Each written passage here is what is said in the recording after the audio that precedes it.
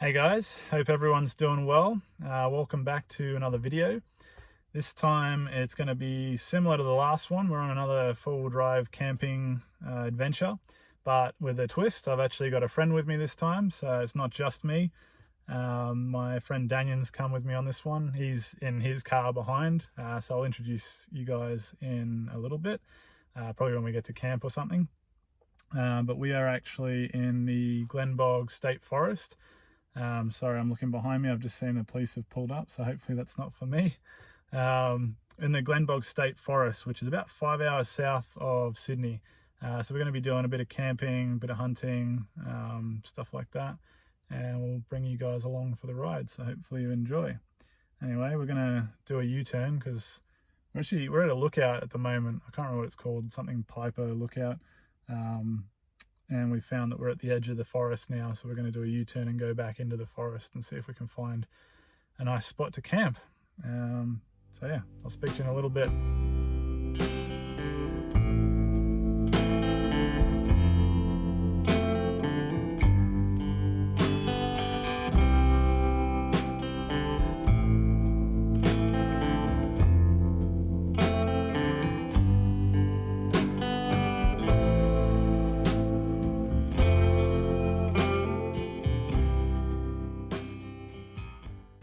So we've come across our first obstacle in the track. There appears to be a downed tree. Shouldn't be too hard to move though. I think we should be able to chop that and move it. But yeah, I mean, someone hasn't been down here in a little while. Hopefully Danyon brought his chainsaw. If not, I've got an axe in the back. Hey Dan, did you bring your chainsaw? No. It's me too. Looks like we're doing it the old-fashioned way. You want to say hello, by the way? How's it going? This is Danyon. This is my partner in crime, and this is his Prado. 2001 model. Yeah. 2001 model, but his is the turbo diesel, and it's a manual, as we can see. So looks like we're going to have to chop this tree down and move it out of the way. Do you want me to get my axe out? Alright, we're going to grab the axes and chop this thing up and get it out of the way. Alrighty. Axe out. Got to get myself a chainsaw. This would be much easier. But at least I have an axe.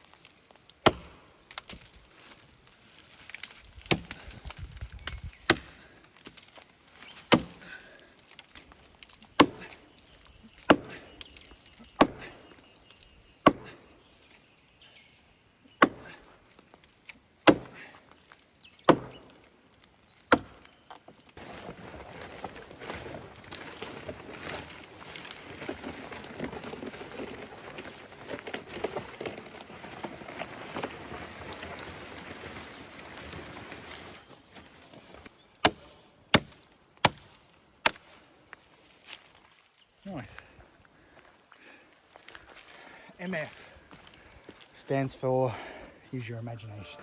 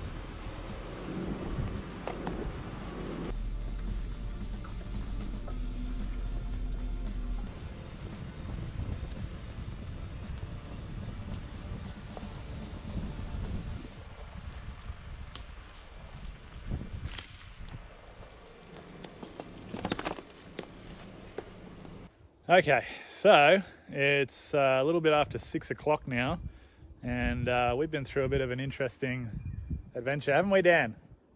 Hey, it's been a good adventure. Interesting. It's been interesting. So since we last spoke to you guys, we've been trying desperately to find somewhere worth camping. I saw a red-bellied black snake, so that was fun. I had a leech on me, that was also fun. And we've driven down some trails and had to reverse back out because they were too narrow. So we almost gave up. We were backwards and forwards up the same trail trying to find different campsites, and we finally got on the satellite images, and Danyon pulled a bloody a winner and found this little grassy spot, and it's perfect. Like, we're super happy. Has taken us all day to find it, but we're finally here and we're going to set up camp. So I'll quickly show you what we're running with.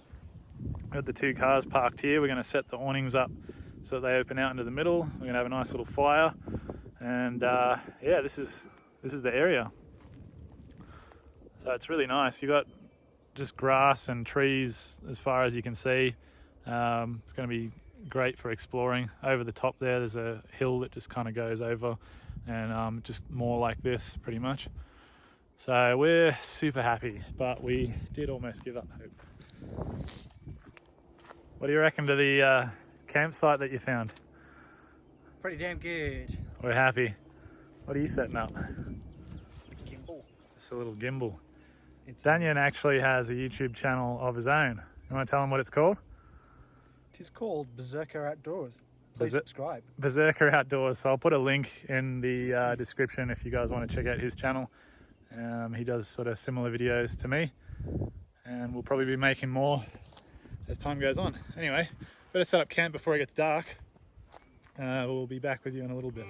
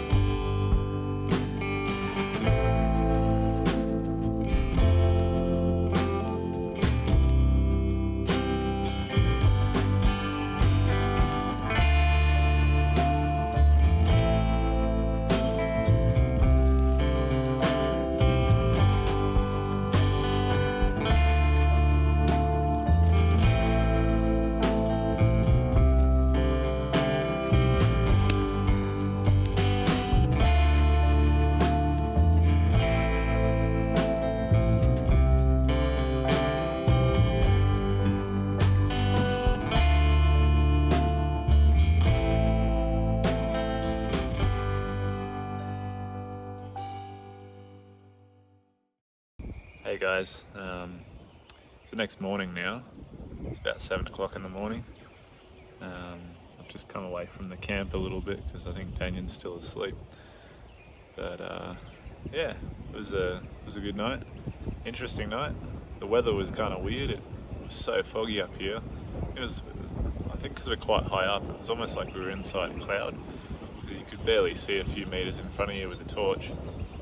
But we had a nice big fire going, so it was nice and warm. But yeah, it's quite chilly up here considering it's summertime. But yeah, I guess that's what you get when you go up into the mountains. Oh yeah, I've found another leech near camp, so I sprayed my legs with insect repellent, hoping that somehow stops them from going on me. Because yeah, as I said yesterday, I already had one on my leg, and it dropped off when I was talking to Danyon. I walked up to his car window, I was talking to him, and I felt something fall out of my pants. And I looked down. At first I thought it was a beetle because it was black and shiny, but then when I looked closer it was a leech, and the reason it looked like a beetle was because it was full. So it was big. It had been on me for a while I was driving, I didn't even know. Sucking on my calf muscle. So I'm not a big fan of leeches, so yeah, I sprayed a bit of insect repellent around my ankles. But yeah, it's about all you can do. It's nature. I'll show you where we are because it's really quite picturesque here, especially at the moment because the sun's rising. Sorry about any wind noise, not much I can really do about it. Unfortunately, it's windy and the microphone doesn't really like it. But we'll just have to make do with what we got. That's our camp. It's Danyon's car and then my car in the back there. I set them up with the awnings facing inwards. We've got a little fire in there. And then out the back, this is our backyard for the next couple of days. Looks really nice with the sun rising. And yeah, saw a whole bunch of kangaroos when we first got here. I've seen some wombat holes. We actually originally drove all the way up over that hill just to see what was up there. But we decided to come back down here because the camping spot was better. Yeah, we're going to go for a little explore when Danyon gets up. Go for a little walk, see if we can find some deer. And we'll bring you with us and yeah, see how we go.